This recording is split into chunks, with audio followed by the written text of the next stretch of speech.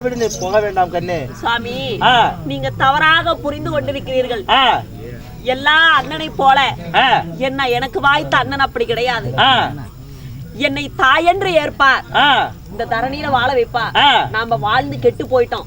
இருந்தாலும் என்னுடைய தமையன், அதாவது சகோதரி இப்படி கெட்டு விட்டாள் என்று சொல்லி சரி இந்த உலகத்தில் என்ன நல்லபடியா வாழ வைக்க எனக்கு அண்ணன் உண்டு.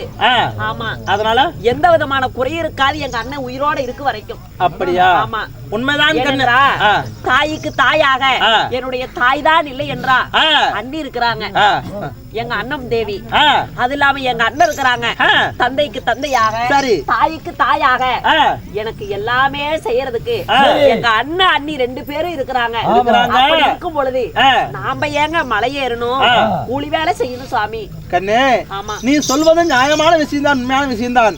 இருந்தாலும் உன் அண்ணன் தான் உன் கூட பிறந்தவரு, உனக்கு ஏற்பட்ட ஆபத்தையும் குறைகளையும் தீர்த்து வைப்பாரு. ஆனா உன்னுடைய அண்ணன் பொண்டாட்டி அண்ணி இருக்கிறாளே, அவன் கூட பிறந்தவளா இல்ல கூட்டுப்பால் உண்டவளா, சேர பிறந்தவளா, சேனப்பால் உண்டவளா? அதனால உன்னுடைய அண்ணனே உன்னை பாதுகாப்பாக பார்த்தாலும் உங்க அண்ணி நிச்சயமா உன்னை பாத்துக்க மாட்டான். அதனால நான் சொல்வதை கேள், உன்னுடைய தாய் வீடு போக வேண்டாம் கண்ணு. அதாவது நம்முடைய மக்களுடைய முகத்தை பார்த்தா எனக்கு மனமே நோகல சுவாமி. அப்படியா? என்னுடைய அதாவது என்னுடைய மனதிலே பெரிய எண்ணமாக ஓடிக்கொண்டு இருக்கிறது. அதுதான் மக்கள் அம்மா பசிக்குது என்றா நம்மளால தாங்கி கொண்டு அதை கண்ணில பார்த்துக்கிட்டு இருக்க முடியல. ஆமா, மக்களுடைய பசியை போர்க்கணும் இல்லையா? ஆமாம் கண்ணே, இதை விட வேற வழி தெரியவில்லை சுவாமி. பாலுக்கும் சர்க்கரை, பழத்திற்கும் சர்க்கரை, தேனுக்கும் சர்க்கரை, தினை மாவுக்கும் சர்க்கரையோடு தின்ற பிள்ளைகள் நம்முடைய பிள்ளைகள். அப்படி இருக்கும் பொழுது இப்பொழுது கீரைக்கு உப்பு கூட வழி இல்லாமல் இருக்கிறார்கள். அம்மா பேரு உண்ணாமலை அம்மா அவர்கள் எனக்காக அவருடைய சொத்தில் இருந்து 20 ரூபாய் வாரி வழங்கி இருக்கிறார். தாய் மகாலட்சுமியுடைய உள்ளத்திற்கு குணத்திற்கு ஏற்றதை போல குடும்பத்திற்கு வந்த கஷ்டமெல்லாம் நீங்கி எல்லாம் 16 செல்வத்தையும் பெற்று சகல சௌபாகியத்தோடு வாழ வேண்டும். அதனால 1000 வார்த்தைகள் அடுக்குமொழியாக சொன்னாலும் நீங்க என்னமா சொல்ற, போக வேண்டாம்னு சொல்ற, நீ என்ன சொல்ற மன்னா? நம்மளுக்கு எனக்கு அதை தவிர வேற வழி தெரியவில்லை சாமி. அப்படியா? என்னுடைய அண்ணன், அதாவது கூட பிறந்த அண்ணன் இருக்கும் பொழுது நாம ஏன் இப்படி கஷ்டப்படணும்? அண்ணன் இருக்கிறாங்க, நம்மளுக்கு சகலமும் செய்வாங்க. என்ன திருமணம் செய்து இந்த காசிமா நகரத்திற்கு நான் வரும் பொழுது அல்லல்ல குறையாத அச்சய பாத்திரம் போல எனக்கு சீதனம். சரி, அது போல எத்தனையோ சீதனம் சீர்வரிசைகள் கொடுத்தார்கள். தங்கச்சி இந்த நிலைமையில தான் இருக்கிறான்னு தெரிஞ்சா எங்க அண்ணன் என்ன சும்மா விட்டுருவாங்களா? அப்படியா? அதனால நீங்கள் ஒன்றும் கவலைப்பட வேண்டாம் சாமி. நம்மளுடைய பசிய போக்க நான் என்னுடைய தாய் வீட்டு அரண்மனைக்கு போய் வருகிறேன். சரி கண்ணு, நீ உன்னுடைய தாய் வீடு போவதாக முடிவு செய்து விட்டாய். இனிமேல் எத்தனைதான் நான் காரணம் போக வேண்டாம்னு சொன்னாலும் நீ கேட்க போறது கிடையாது. ஆக மகராசே போயிட்டு வா, ஆனா வேண்டாம்னு சொல்ல. அப்படி போவதாக இருந்தால் நமது 7 மக்களையும் வரவழைத்து நான் கேட்கிறேன், தன்னுடைய தாய் மாமன் வீடு போயிட்டு வரேன் அப்படின்னு சொல்லி அவங்க வந்தாங்கன்னா கூட்டிட்டு போ. அவங்க வேண்டாம்னு சொல்லிவிட்டா நீ போக வேண்டாம் கூடாது. என்ன சொல்ற? அப்படியா? ஆமா. ஆகட்டும்.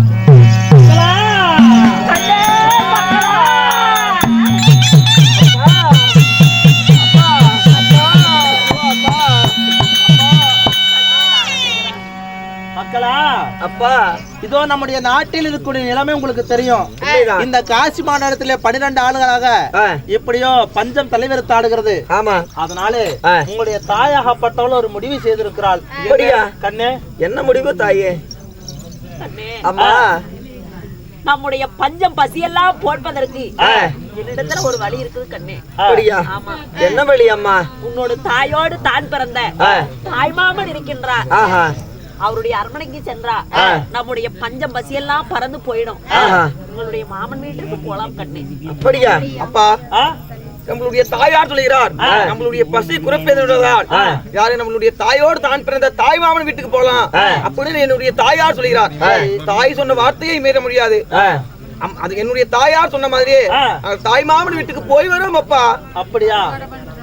அப்பா, தாயார் சொல் கேளாத பிள்ளை தருதலை பிள்ளை என்பார். தாய் சொல் கேட்டுதான் ஆகணும். அதனால தாய் மாமன் வீட்டுக்கு போய் வருகிறாம் என்று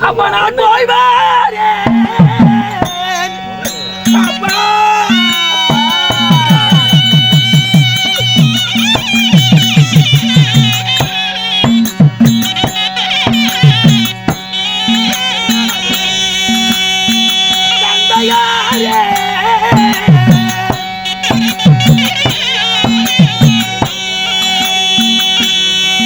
அப்பா உன்னை விட்டு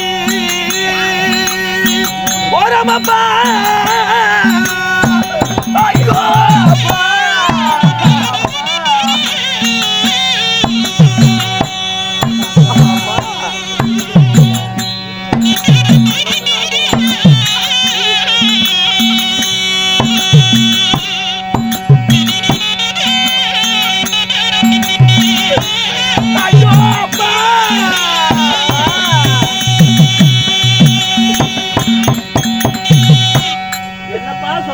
அப்பா என்னுடைய தாயார் சொன்ன பிரகாரமாக நம்மளுடைய தாய்மாமன் வீட்டுக்கு போய் வருவோம் அப்பா. போயிட்டு வரீங்களா? ஆமாம் அப்பா. சரி கண்ணே, நீ சொன்னது போல நமது பிள்ளைகளும் வருகிறோம் என்று சொல்லிவிட்டார்கள். அப்படியா? சரி, போவதா இருந்தாலும் மகாராஷ்டிரம் போயிட்டு வாங்க. இருந்தாலும் நமது நாட்டின் எல்லை வரை வந்து நான் வந்து விட்டுட்டு வரேம்மா. அப்படியா? ஆமா. ஆகட்டும் சாமி. போலாமா? கண்ணே வாரே பெண்ணரசே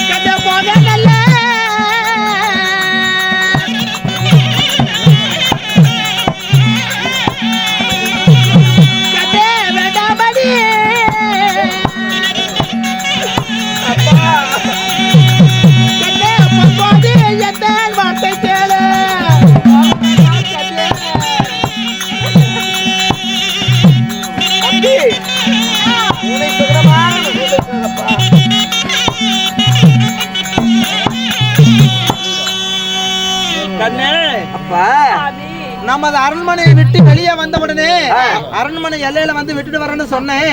சொன்ன உடனே ஒரு கருத்த பூனை ஆக்கப்பட்டது.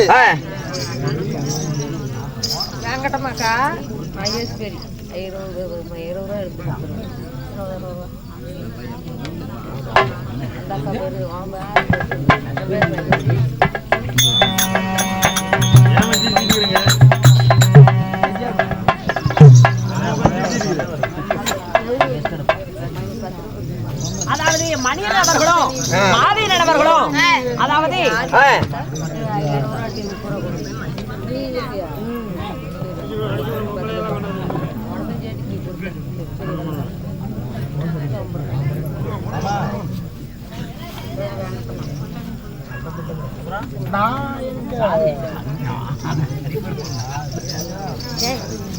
அப்பா அதாவது ஆ, எல்லாரும் அன்பளிப்பு செய்திருக்கிறாங்க. ஆமா நிறைய தாய் உள்ளங்கள். ஆ, ஒரு பெண்ணுடைய மனது ஆ. ஒரு பெண்ணுக்கு தான் தெரியும். ஆ,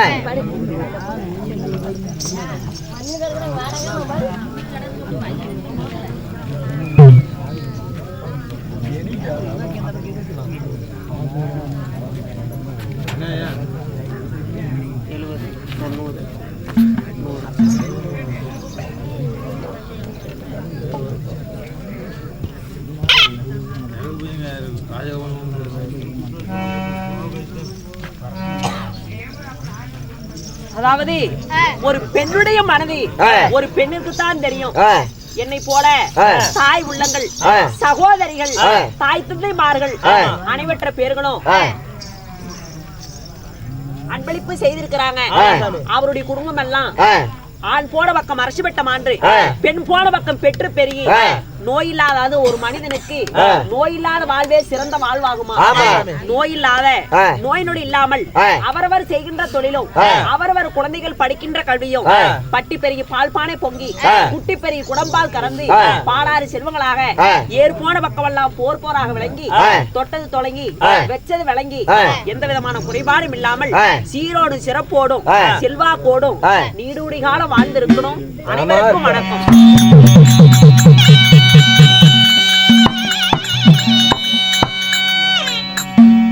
மன்னா இந்த பூனை நல்ல சாயனே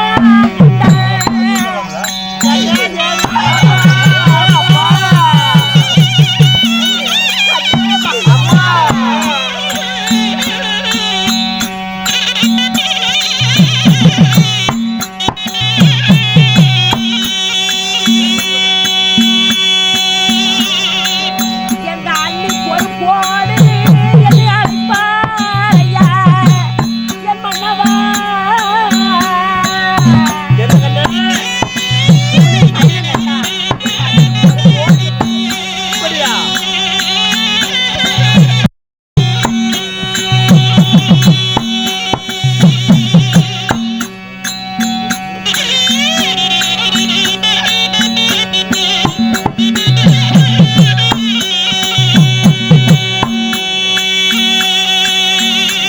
என்னை கண்டா விடுவாளா?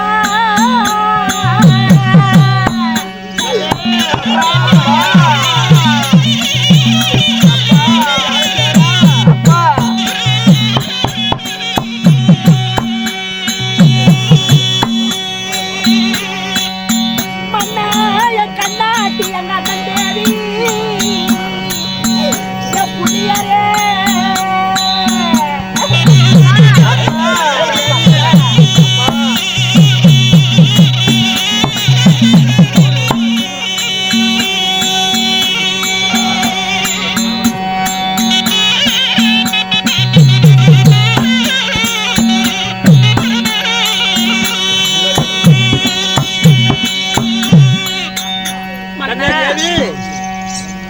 பூனை சைன கண்டா எங்க அண்ணி எங்க அண்ணன் தேவி என்ன பொறுப்போடு அழைப்பா.